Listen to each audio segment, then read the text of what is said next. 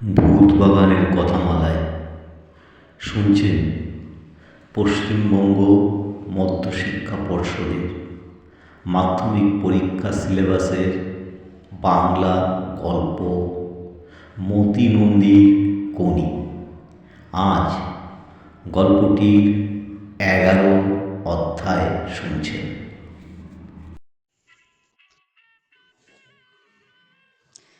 Competitors for the ladies 100-meter freestyle event. Please come to their starting blocks. Jupiter swimming ক্লাবের competition প্রতি বছরই এই রকম জাঁকালোভাবে হয়। কমলদিঘির অর্ধাংশের 4টে গেট বন্ধ করে জুপিটারের অংশটুকু টিন দিয়ে ঘেরা হয়েছে। কাঠের গ্যালারি তৈরি করা হয়েছে দিঘির 3/4 ঘিরে। সাঁতার শুরু হয় যেদিকে প্ল্যাটফর্ম থেকে, তার পিছনে 3 সারি বিশিষ্ট অতিথিদের চেয়ার এবং তার পিছনেও গ্যালারি। প্ল্যাটফর্মের একধারে টেবিল, সেখানে মাইক্রোফোন নিয়ে ঘোষক আর জনা 5 টাইম রেকর্ডার।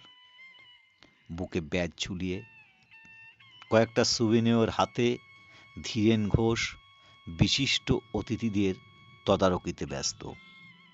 কম্পিটিশনের চিফ রেফারি হরিচরণ। ভিড় আজ ফেটে পড়েছে কমলদিঘি। গ্যালারি ভেঙে কয়েকজন মাটিতে পড়েছে, একজনের হাত ভেঙেছে। রেলিংয়ের ভিতরে পাড় দিয়ে লোক দাঁড়িয়ে। 2টি ছেলে ভিড়ের ধাক্কায় জলে পড়েছিল, অবশ্য তারা সাঁতার জানে। ডাইভিং বোর্ডে উঠেছে বহু ছেলে। জুপিটারের এলাকা সেখানে শেষ হয়েছে, অর্থাৎ টিনের বেড়ার পরেই অ্যাপোলোর এলাকায় রেলিং ঘিরে 1000-2 মানুষ। তারা দূর থেকেই প্রতিযোগিতা দেখবে। প্রতিযোগিতার আজ শেষ দিন। দুপুর 2:30 থেকে শুরু হয়েছে। ছেলেদের এবং ছোট মেয়েদের 3টি বিষয় ফাইনাল হয়ে যাওয়ার পর ঘোষণা শোনা গেল। Competitors for the ladies 100-meter freestyle event, please. Will competitors come to their positions? This is second call. কমলাদিঘির অ্যাপোলোর অংশে এতক্ষণ একজন পাড়ের কাছে মন্থরভাবে সাঁতার কাটছিল। অ্যাপোলোর স্টার্টিং প্ল্যাটফর্মটা জুপিটারের 50 মিটার পাশে। সেখানে চুপচাপ বসে, চোখে পুরু কাচের চশমা, মাথায় কাঁচা পাকা চুল একটি লোক। কেউ তাকে লক্ষ্য করছে না। আজ কমলাদিঘির আনাচে কানাচে সর্বত্রই লোক। সকলের মুখে জুপিটারের এলাকার দিকে। ঘোষণা শেষ হতেই ক্ষিতীশ উঠে দাঁড়ালো। কোনি কোনি শান্ত নরম গলায় সে ডাকল। কোনি জল থেকে কোনি প্ল্যাটফর্মে উঠে এলো। রেলিংয়ের ভিড়ে চোখ এদিকে ফিরল। জুপিটারের প্ল্যাটফর্মে সাঁতারুরা এসে দাঁড়িয়েছে। অমিয়াকে দেখা গেল হেসে কথা বলছে অতিথিদের মধ্যে বসা এক বৃদ্ধার সঙ্গে। অত্যন্ত ঢিলেঢালা নিশ্চল ভঙ্গি। বেলা জলে নেমে মিনিট 2 হাত পা ছুঁড়ে উঠে এলো। এখন তোয়ালে দিয়ে জল মুছায় ব্যস্ত। অন্য 6টি মেয়ে কিঞ্চিত নার্ভাস। তারা পরস্পরের দিকে তাকিয়ে হাসবার চেষ্টা করেই মুখ শুকিয়ে ফেলেছে। হরিচরণ উত্তেজিতভাবে ধীরেন ঘোষের কানে ফিসফিস করে কি বলল। ধীরেন ঘাড় ফিরিয়ে অ্যাপোলোর প্ল্যাটফর্মের দিকে তাকালো। সেটা লক্ষ্য করে অমিয়াও তাকালো। 5 নম্বর ব্লকের পিছনে দাঁড়ানো কালো কস্টিউম পরা মেয়েটিকে চিনতে তার অসুবিধা হলো না। কোনির পাশে ঘড়িয়াতে দাঁড়িয়ে ক্ষিতীশ। সারা কমলাদিঘি হঠাৎ যেন ঝুঁকে পড়েছে। এবার একটা কিছু ব্যাপার হতে চলেছে। চোখগুলো অ্যাপোলোর দিকে নিবন্ধ হচ্ছে। হরিচরণ কিছু একটা অমিয়াকে বলতেই অমিয়া কাঁধ ঝাঁকিয়ে তাচ্ছিল্য প্রকাশ করল। অ্যাপোলো ক্লাবের বারান্দা থেকে বিষ্ণুধরের চিৎকার ভেসে হলো, ডাউন দিতে হবে কোনি, ডাউন দিতে হবে। On the board. স্টার্টারের চিৎকার শোনা গেল। এয়ার রাইফেলের নলটা আকাশমুখে তোলা। জুপিটারের ব্লকের উপর 8টি মেয়ে উঠল। অ্যাপোলোর 5 নম্বর ব্লকে উঠেছে কোনি। সারা কমলাদিঘি ঘিরে ভেসে উঠল মরমর শব্দ। ওরা ব্লকের কিনারে পায়ের আঙুলগুলো আঁকড়ে রেখে হাঁটু ভেঙে কাঁধ ঝুলিয়ে দু হাতে পাখির ডানার মতো পিছনে যেন এক্ষুনি উড়বে। Get set. অমিয়া ও কোনি ছাড়া বাকি মেয়েরা ঝপ ঝপ জলে পড়ল। Air রাইফেলের camp ফাটেনি। কমলাদিকে ঘিরে বিদ্রুপ আর আক্ষেপ এক চক্কর ঘুরে গেল। অমিয়া আর চোখে কোনির দিকে তাকিয়ে গম্ভীর হয়ে গেল। নতুন ক্যাপ লাগানো হয়েছে। On the board. মেয়েরা আবার ব্লকের উপর উঠল। Get set. এয়ার রাইফেলের ফটাস শব্দ হলো। একসঙ্গে 9টি মেয়ে জলে পড়ল। সঙ্গে সঙ্গে কমলাদিঘির উপর গড়িয়ে পড়ল চাপা একটা গর্জন। দর্শকরা উঠে দাঁড়িয়েছে ফুটবল মাঠের মতন। তাদের চোখ ডাইনে বামে 50 মিটার যাতায়াত করছে। আগুয়ান দুটি সাঁতারুকে লক্ষ্য করতে করতে 30 মিটার পর্যন্ত কোনি আর অমিয়া সমান রেখায়, বাকিরা 7-8 মিটার পিছনে। এরপর অমিয়া একটু একটু করে এগোতে শুরু করলো। কোনি, কোনি! অ্যাপোলোর দিকে ভিড়ের মধ্যে থেকে কে যেন চিৎকার করে উঠল, কোনি! গো গো গো অমিয়া গো! জুপিটার থেকে চিৎকার শোনা গেল। ক্ষিতীশ মূর্তির মতন দাঁড়িয়ে এক দৃষ্টে কোণের দিকে তাকিয়ে, মুখে ভাবান্তর নেই। অমিয়া 2 হাত এগিয়ে গেছে। বেলা তার পিছনে প্রায় 8 মিটার দূরত্বে সমানে রেখে চলেছে। বাকিদের দিকে কেউ তাকাচ্ছে না। অমিয়া সবার আগে 50 মিটার বোর্ড ছুঁয়েছে। ঘুরে গিয়ে সে কোনিকে অতিক্রম করার সময় একবার মুখ ফিরিয়ে তাকালো। কোনি যেন থমকে গেল।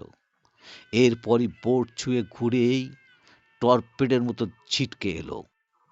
রোগতপ্ত মানুষের মতো কমলাদিঘি ভুল বকতে শুরু করেছে। কোনি, কোনি! এটা ছেলে না মেয়ে মশাই? মেয়ে, মেয়ে, আমাদের ক্লাবের মেয়ে কোনি। পারবে না, এক বডি পিছনে পড়ে গেছে। কেন যে খিদ্দা এমন হাস্যকর ব্যাপার করলো। 60 মিটার অমিয়া এগিয়ে চলেছে। 65 মিটার কোনি উঠেছে। 70 মিটার কোনি সমান রেখায় অমিয়ার সঙ্গে। নিঃশ্বাস নেবার জন্য অমিয়া ঘন ঘন হাঁ করছে। পায়ের পাড়ি এলোমেলো হয়ে আসছে। হাত দুটো উঠেছে পড়ছে যেন নিয়ম রক্ষার জন্য। জলের গভীরে ডুবিয়ে টেনে কোমরের পিছন পর্যন্ত আনার জোরটুকু আর নেই। অমিয়া নিভে আসছে। Come on Amiya, come on, Bengal champion! Fight Koni, fight! উঠল কমলাদিঘি ঘিরে বিরাট একটা চিৎকার। হাওয়ার মতন আকাশে উঠল। কোনি পিছনে ফেলেছে অমিয়াকে। ওর ছিপছিপে শরীরটার মধ্য দিয়ে দিনে দিনে সঞ্চিত যন্ত্রণার ঠাসার শক্তির ভাণ্ডারটিকে যেন বিস্ফোরণ ঘটল। ছন্দবদ্ধ ওঠানামা চলছে দুটি হাত, তার সঙ্গে তালে তাল রেখে চলছে দুটি পা। ওর দুপাশে ইংরেজি ভি অক্ষরের মতন ঢেউয়ের রেখা ছড়িয়ে পড়ছে। পায়ের আঘাতে বিরামহীন স্পিরিট জল তরঙ্গ থেকে অনুসরণ করছে। মসৃণ, স্বচ্ছন্দ কিন্তু হিংস্র ভঙ্গিতে কোনি নিজেকে টেনে বার করে নিয়ে গেল। ফিনিশিং বোর্ডে হাত লাগিয়েই সে উদ্বিগ্ন ব্যগ্র চোখে পাশে মুখ ফেরালো, তখনও অমিয়া পৌঁছায়নি। হুই শব্দে চিৎকার করে কোনি চিত হয়ে বোর্ডে পায়ের ধাক্কা দিয়ে আবার ঝাঁপিয়ে পড়লো আনন্দে। কোনি, কোনি। ভিড়ের মধ্যে তিনটি ছেলে তালে তালে সুরে সুরে চেঁচিয়ে যাচ্ছে। কোনি হাত নাড়ল তাদের উদ্দেশ্যে। কিরকম ডাউন খাওয়ালো দেখলেন? জুপিটার থেকে তাড়িয়ে দিয়েছে, তার শোধ নিল। অনেক দিন এমন মজা পাইনি কিন্তু। হঠাৎ সব আলোচনা উত্তেজনা থমকে গিয়ে এবার দ্বিগুণ জোরে হইচই চিৎকার উঠল, হাতে তালি পড়ছে, শীষ উঠছে একটি অবিশ্বাস্য দৃশ্য দেখে। অ্যাপোলোর স্টার্টিং প্ল্যাটফর্মে এতক্ষণ ধরে ক্ষিতীশ এখন তিরিং তিরিং করে লাফাচ্ছে। কোথায় হরিচরণ? মুখখানা একবার দেখা। অলিম্পিকে কুল মেরে কি আর সুইমার তৈরি করে যায় রে পাঠা? বুদ্ধি চাই, খাটুনি চাই, নিষ্ঠা চাই, কবেট কবেট সব কবেট। ব্যস্ত হয়ে প্ল্যাটফর্মের উপর ঢেলে উঠে এসে ক্ষিতীশকে জড়িয়ে ধরল। হচ্ছে কি খিত্তা? এত লোকের সামনে তোমার কি মাথা বিগড়ে গেল নাকি? চলো চলো, ক্লাবে চলো।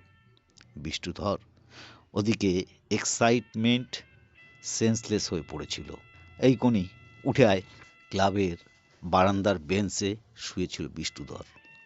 ক্ষিতীশকে দেখে ওঠার চেষ্টা করতেই দুজন তাকে সাহায্য করলো। 10 কেজি রসগোল্লা আনতে পাঠিয়েছি। ক্ষীণ স্বরে বিষ্ণুধর বলল। ব্যান্ড পার্টি আনবো, কনিকে সারা নর্থ ক্যালকাটা ঘোরাবো। খবরদার ও কাজটি করবেন না, তাহলে 1000-5 ভোট কমে যাবে। বিষ্ণুধর ফ্যাল ফ্যাল করে ক্ষিতীশের দিকে তাকিয়ে থেকে অস্ফুটে আপন মনে বলল, কিন্তু আমার যে জেনুইন আনন্দ হচ্ছে। ক্ষিতীশ কনিকে ডেকে গম্ভীর মুখে বলল, টার্নিং এ ভুল হলো কেন? তখন কেমন যেন গুলিয়ে গেল। অমিয়াদি টার্ন নিয়ে বেরিয়ে যাচ্ছে দেখে টাম্বল টার্নের কথা আর মনেই এলো না। আসলে নিজের উপর তখন ভরসা হারিয়ে ফেলেছিলিস। মনে এলে সময় আরো কমতো। আমার সময় কত হলো কিদ্দা?